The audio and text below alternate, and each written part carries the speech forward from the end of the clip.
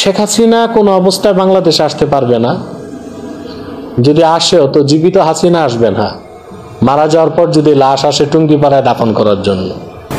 তার কারণ হচ্ছে পৃথিবীতে যদি আমরা ইতিহাস দেখি,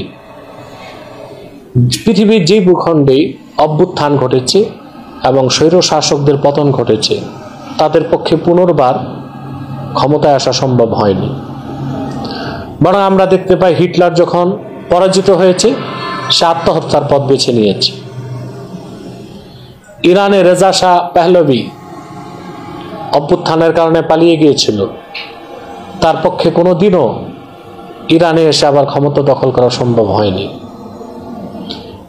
এভাবে আমরা মিশরে হোসনি মুবারক ক্ষমতাচ্যুত হওয়ার পর কারাগারেই তাকে কাটাতে হয়েছে, অথবা শেখ হাসিনা যদি বাংলাদেশে থাকতো তাকে কারাগারে কাটাতে হতো এবং অসংখ্য হত্যার কারণে খুনি হিসেবে তার ফাঁসি হতো। অতএব শেখ হাসিনা বাংলাদেশে ফিরে আসবে এটার কোনো সম্ভাবনা নেই। এগুলো হচ্ছে পরাজিত আওয়ামী লীগের যারা আছে তাদের মনোবলকে চাঙ্গা রাখার জন্য কিছু ভুয়া কথা, আর কিছুই না।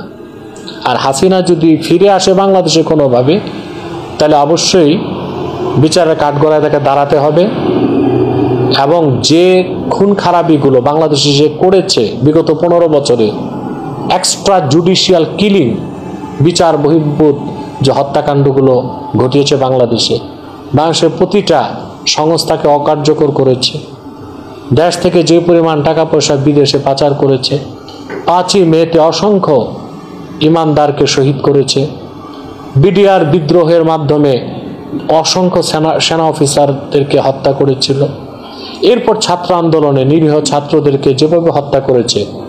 অতএব মৃত্যুদণ্ডের শাস্তি থেকে কোনোভাবেই তো সে রেহাই পেতে পারে না।